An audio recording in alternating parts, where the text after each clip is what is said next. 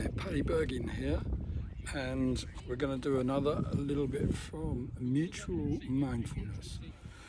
I'm here, sitting on the front lawn, and it's a beautiful day. Can you think of somebody that you have some sort of difficulty with, and you would like to, if not resolve it, be able to move it on? Well, we've got this thing called perceptual positions, whereby we as human beings will reside in any one of those positions. So there are basically three positions. So the first position is related to what some people might call being assertive. Quite often clients ask me, can you teach me how to be assertive? Well, I don't think that's very ecological, and it might be better to think of it as being more first position. So somebody who's being first position is someone who knows what they want, they've got an outcome, they've got a goal, and they're going after it, and they don't much care about what other people want. They are just focused on their own goal, intent on getting it, and they can be very direct. So some people might call that assertive. Second position. Now this is the place of empathy. Anyone who's read Daniel Goleman's book Emotional Intelligence will know all about this. But second position is really standing or sitting in someone else's shoes, seeing and feeling and hearing the world through their eyes, ears and feelings. So if you match and sit in someone else's position, you basically begin to get intuitions about them, what's going on for them.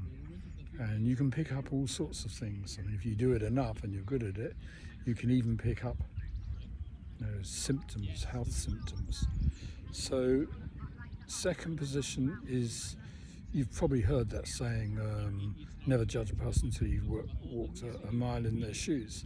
So empathy is really being in the shoes of somebody else and getting an idea of what's going on from their point of view. Third position, that's the third in this little set, is really the observer. So you can be on the outside looking in, so you can see yourself, and in first position you can see yourself in second position. Third position is like the observer, the fly on the wall.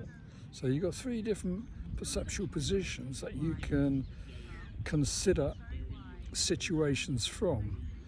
Now, if somebody's in first position and they basically stay there and they live their lives in first position, so they're very sure of themselves, what they want, they're very direct, they can get labelled as arrogant because they're not really considering other people. So that's not conducive to good relationships. Second position is, if you stay there habitually, you will become a doormat.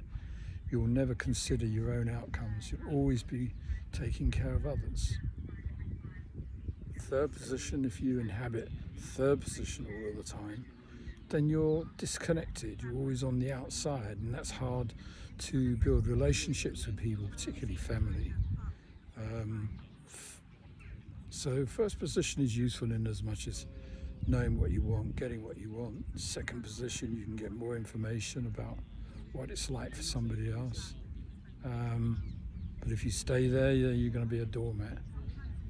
Stay in third position, you're disconnected and don't make relationships. So if you think of somebody that you've got an issue with, some sort of issue, and you want to move it along, well, here's a little exercise. Imagine that you're sitting in a theatre, and the spotlight comes on, shining on the stage, and it illuminates the other person in this relationship that you're having a difficulty with. So you can see them up there on the stage from where you're sitting in the theatre. Now, what's a word that describes them and their behaviour? I don't know what it is for you. It could be, stuck, rigid, aggressive, anything. Just come up with a word that describes them and their behaviour in the situation with you. Okay, now continue to watch. Another spotlight comes on and illuminates you. There you are on the stage.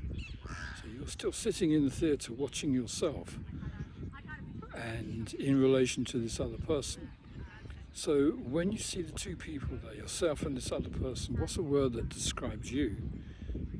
If the other person is, say, aggressive, then you may be retreating or weak, or see yourself as lacking authority. Come up with a word that describes your behaviour. And from where you're sitting in the theatre and you observe these two people, what would be a good resource that you can think of that will move this situation on? What do they need? Maybe one of them needs to change their tone of voice. Maybe they need to match each other, bring a bit of rapport into the situation, and so on. You can play around with it, but it will certainly shift a stuck situation by considering it from a different perceptual position. Okay then, I think tea's ready, so I'm off. I'll see you tomorrow.